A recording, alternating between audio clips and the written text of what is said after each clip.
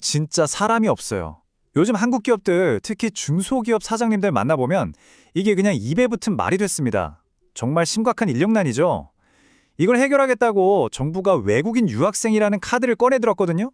자, 과연 이 정책이 한국 경제의 멋진 구원투수가 될 수 있을까요? 아니면 그냥 급한 불만 끄려는 땜질 처박에 그치고 말까요? 오늘 이 문제 한번 제대로 파헤쳐 보겠습니다.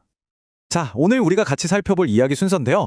먼저 한국의 사람 없음 문제가 대체 얼마나 심각한 건지 현실부터 짚어보고요. 그리고 그 대안으로 나온 이 새로운 인재, 과연 누구인지 알아보겠습니다. 하지만요, 이게 그렇게 간단한 문제가 아니거든요. 단기적인 함정에 빠질 수도 있다는 거죠. 그래서 단순히 월급만으로는 해결할 수 없는 게 뭔지, 마지막으로 한국이 땜질과 영구적인 해결책 사이에서 어떤 선택을 해야 할지 같이 고민해 보겠습니다. 네, 그럼 첫 번째 주제입니다. 한국의 사람 없음 문제. 이게 그냥 일할 사람이 좀 부족하네? 이 정도 수준을 넘어서서요. 말 그대로 국가적인 위기라고까지 불리거든요. 왜 상황이 이 지경까지 왔는지 그 뿌리부터 한번 들여다보겠습니다. 이제 사람이 없다는 호소는 더 이상 과장이 아니다. 와, 이 한 문장 정말 뼈아프지 않나요? 이게 바로 오늘날 한국 중소기업들이 매일같이 부딪히는 정말 냉혹한 현실을 그대로 보여주는 말입니다. 그럼 도대체 왜 이렇게 사람이 없는 걸까요? 이걸 하나하나 뜯어보면요, 문제가 정말 복잡하게 얽혀 있습니다. 다들 아시는 것처럼 인구는 줄고 사회는 늙어가고 있죠? 여기에 젊은 사람들은 아무래도 대기업으로 가고 싶어 하니까 중소기업은 피하고요. 임금이나 근무 환경 격차도 크고 지방에 있는 산업들은 점점 힘을 잃어가고 이 모든 게 한꺼번에 터져나온 거의 총체적 난국인 셈이죠. 지금의 인력난은 바로 이 모든 문제들의 결과물입니다. 자, 이렇게 문제가 크고 복잡한데 그럼 정부는 어떤 해결책을 내놓았을까요? 바로 우리 주변에 이미 한국에 와 있는 인재들을 활용하자는 겁니다. 바로 외국인 유학생들이죠. 그러니까 정부의 생각은 이겁니다. 이미 한국에 공부하러 온 똑똑한 외국인 학생들이 많으니까 이 인재들을 잘 활용하자는 거죠. 글로벌 인재 취업 이니셔티브라는 이름으로 학교 교육부터 인턴십, 그리고 졸업 후 취업 비자까지 싹 묶어서 이 유학생들이 자연스럽게 중소기업에서 일할 수 있도록 연결해주겠다는 아주 구체적인 계획입니다. 와, 이거 들어보면 정말 괜찮은 아이디어 같지 않으세요? 생각해보세요. 이 학생들은 이미 한국에서 교육을 받아서 우리 시스템에 익숙하죠. 한국말도 잘하고 문화도 어느 정도 이해하고 있으니 회사에 와서도 금방 적응할 거고요. 또 하나, 이들이 가진 글로벌 감각, 우리 기업들이 해외로 수출하거나 마케팅할 때 정말 큰 도움이 될 수 있잖아요? 네, 바로 이겁니다. 말 그대로 심각한 문제에 딱 맞는 준비된 해결책처럼 보이죠? 기업 입장에서는 똑똑한 인재를 얻어서 좋고, 유학생 입장에서는 한국에서 안정적인 직장을 구해서 좋고, 정말 완벽한 윈윈 전략처럼 들립니다. 하지만 세상에 완벽한 계획이라는 게 있을까요? 이 좋아 보이는 계획에도 우리가 놓치고 있는 함정이 있을 수 있습니다. 자, 지금부터는 왜 이 전략이 잘못하면 그냥 잠깐 구멍만 메우는 땜질 처방으로 끝날 수도 있는지 그 비판적인 시각을 한번 살펴보겠습니다.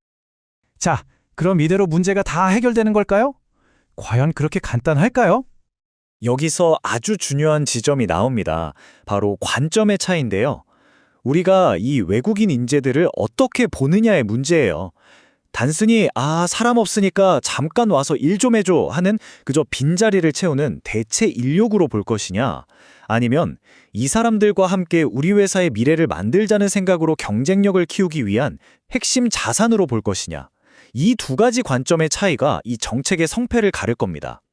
그렇죠. 그러니까 이제 핵심은 어떻게 사람을 데려올까가 아닙니다. 더 중요한 건 바로 이거죠. 어떻게 하면 이 소중한 인재들이 계속 우리와 함께 일하고 싶게 만들까? 바로 이 질문에 답을 찾아야 합니다. 이 정책의 성공은 사람을 데려오는 것에 달린 게 아니라 함께 일할 수 있는 환경을 만드는 것에 달려있다. 네, 바로 이 문장이 오늘 이야기의 가장 중요한 핵심 메시지라고 할 수 있습니다. 이게 무슨 말이냐면요. 이제 공을 외국인 인재에게 넘기는 게 아니라 그들을 받아들이는 우리 기업과 우리 사회가 먼저 준비되어야 한다는 뜻입니다. 그럼 그 함께 일할 환경이라는 게 뭘까요? 전문가들은 크게 세 가지를 이야기합니다. 첫째, 당연히 회사가 좋아야겠죠. 중소기업의 근무 환경부터 획기적으로 개선해야 합니다. 둘째, 회사 밖에서의 삶도 중요하잖아요. 그러니까 지역사회의 생활 환경, 인프라를 잘 갖춰야 하고요. 그리고 마지막 셋째, 투명하고 공정한 시스템입니다. 실력만 있으면 누구나 제대로 평가받고 성장할 수 있다는 믿음을 줘야 한다는 거죠.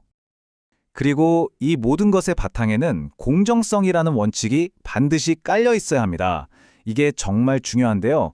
외국인들이 와서 우리 일자리를 뺏는 거 아니야? 이런 걱정이 생기지 않도록 이들이 우리 인력 시장을 대체하는 게 아니라 서로 부족한 부분을 채워주는 함께 성장하는 파트너라는 사회적인 공감대를 만드는 게 필수적입니다. 자, 이제 마지막 장입니다. 이 모든 논의를 바탕으로 한국의 노동시장에 마주한 두 개의 길. 과연 어떤 선택을 해야 하는지 그 갈림길에 대해 이야기해 보겠습니다.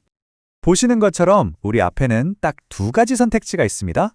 왼쪽 길은 임시 방편 전략이에요. 그냥 당장 사람 없으니까 빨리 데려와서 빈자리만 채우는 거죠. 결과는 어떨까요? 글쎄요, 아마 잠깐 머물다 더 좋은 곳으로 떠나버리겠죠. 그럼 또 사람 뽑고 또 떠나고 계속 밑 빠진 독에 물 붓는 악순환만 반복될 겁니다. 반면에 오른쪽 길, 지속 가능한 시스템을 만드는 길도 있습니다. 당장은 좀 힘들고 시간이 걸리더라도 아까 말한 근무 환경, 사회 인프라, 공정한 시스템에 제대로 투자하는 거죠. 이 길만이 장기적으로 우리 사회가 성장하고 진짜 글로벌 경쟁력을 갖추는 유일한 방법일 겁니다. 결국 선택은 우리에게 달렸습니다. 당장 눈앞의 구멍만 메우는 땜질 처방으로 만족하시겠습니까? 아니면 모두가 함께 성장할 수 있는 지속 가능한 미래를 만드시겠습니까? 이 질문에 대한 답을 찾는 것이 바로 오늘 우리에게 주어진 가장 중요한 과제일지도 모릅니다. 여러분의 생각은 어떠신가요? 재미있게 보셨다면 구독, 좋아요, 알림 설정까지 꼭 눌러주세요.